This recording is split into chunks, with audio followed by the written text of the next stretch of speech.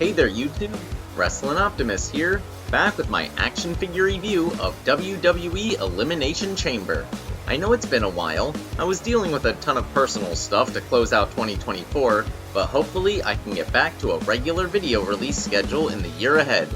Anyway, WWE went international for another pay-per-view, this time to beautiful Toronto, Canada.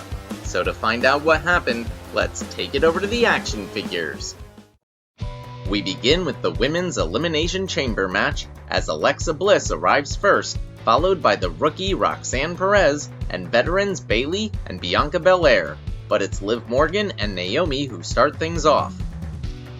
Or do they? Out comes Jade Cargill. She was attacked a few months ago by a mystery assailant. The assumption was that Liv Morgan did it, since she and Raquel were in a feud with Jade and Bianca for the tag titles at the time. But no, Cargill goes after Naomi instead. Bianca is trapped in her pod as Jade beats the crap out of Naomi in front of her, eventually putting her through the main chamber door and storming up the ramp. Naomi is stretchered out and declared eliminated as Liv Morgan laughs and the countdown to the next entrant begins. Of course, it's an emotional Bianca Belair, still reeling from what just happened. Liv takes advantage and starts slamming Belair into the chamber wall before beating her into the corner. Roxanne Perez is out next, but I still haven't bought her figure yet. She has a decent initial showing. Bayley is released next and immediately goes after Perez due to their recent rivalry in NXT, while Liv continues beating up Bianca.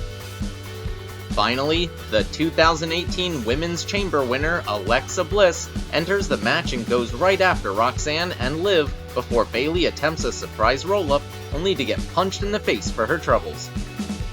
Liv hits the Oblivion on Bayley for the first legit elimination, then climbs on top of a pod chased by Bianca. After getting cracked with a hair whip, she's knocked off, allowing Belair to hit a crossbody on the field. More fighting ensues until a series of finishers ends with a Twisted Bliss by Alexa that eliminates Roxanne. She follows that up with a Sister Abigail DDT on Bianca, but Liv sneaks over and rolls up Alexa, eliminating her instead. We're down to 2. Another exchange of signature moves, including a top rope splash by Bianca, ends with a KOD, eliminating Morgan and earning not just the victory, but a shot against the Women's World Champion at WrestleMania. That will be determined on Monday night. Next, WWE Hall of Famer and hometown hero Trish Stratus teams with the WWE Women's Champion Tiffany Stratton to take on Nia Jax and Candice LeRae. Like with Roxanne Perez, I haven't bought Tiffany's figure yet, but I plan to get both soon. It's a typical exhibition match with a legend in their hometown, so we all know how this was gonna end. Trish hits a Super Bulldog off the top rope on Nia, Candice tries to break it up and accidentally splashes Jax, only for Tiffany to nail the prettiest moonsault ever for the win.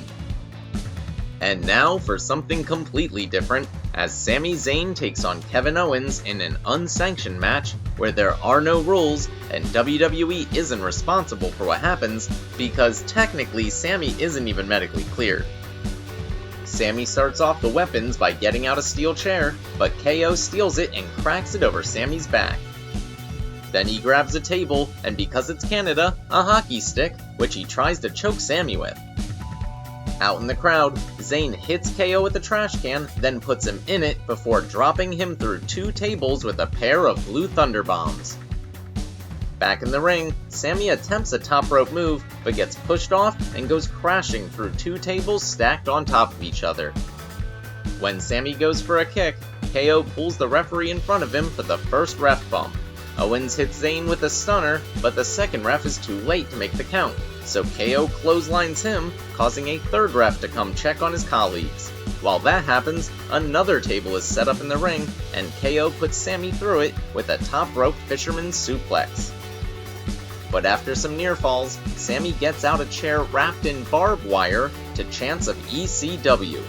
He nails KO with it twice, then sets it up across 2 other chairs and puts Owens through it with a blue thunder bomb, but somehow KO kicks out. Owens wraps a chair around Sami's injured neck, then rams it into the ring post a few times before rolling him back into the ring and finally pinning him for the victory. Yet another epic match between these two that really sold the damage they were doing to each other's careers. But KO isn't done.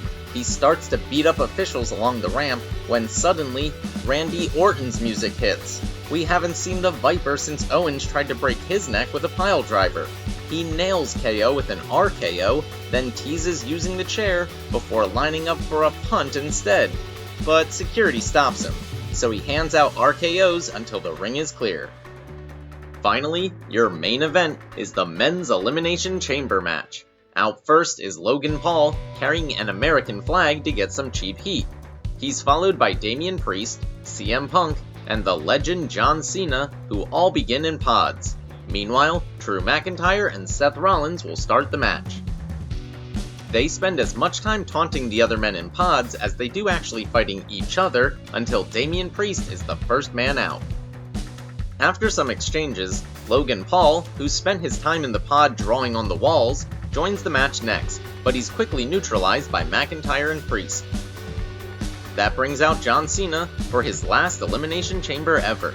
He immediately hits Priest and Rollins with AAs, then gives Logan a 5-knuckle shuffle and an AA of his own before Drew takes him out. But Priest comes from out of nowhere with the surprise roll-up on McIntyre for the first elimination of the match. However, before he can leave, Drew gives him a Claymore. Logan takes advantage, hitting Priest with a splash off the top of the pod to eliminate him. Last but certainly not least, CM Punk joins the fray and immediately goes after Paul before a stare down with his old nemesis Cena. Turning his attention back to the Maverick, Punk nails a GTS, eliminating Logan, and we're down to 3. Punk and Cena double-team Seth before hugging each other in a show of respect, then unleashing a fury of punches. Cena gets Punk in the STF, but he doesn't tap out. Then he hits him with an AA, but Punk kicks out. After a bunch of back and forth, Punk hits Rollins with the GTS before Cena hits him with an AA. Punk gets the cover, and Seth gets eliminated, leaving us with Punk vs Cena.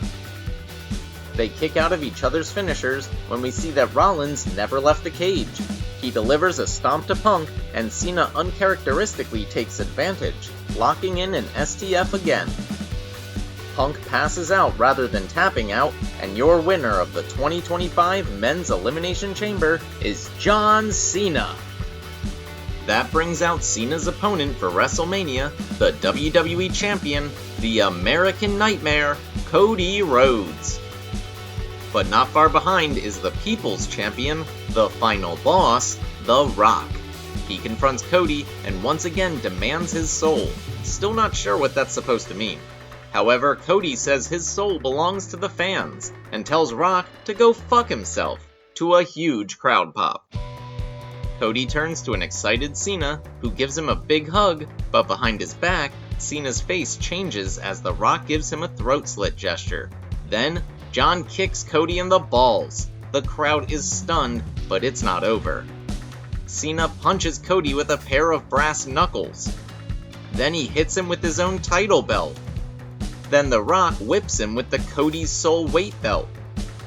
And finally, both men, along with rapper Travis Scott for some reason, slowly make their way up the ramp to a chorus of boos before posing on the stage to close out the show. Well, that was unexpected. This pay-per-view had tons of surprises, like the return of Jade Cargill and the reveal of her attacker, the return of Randy Orton, and of course, the heel turn of John Cena.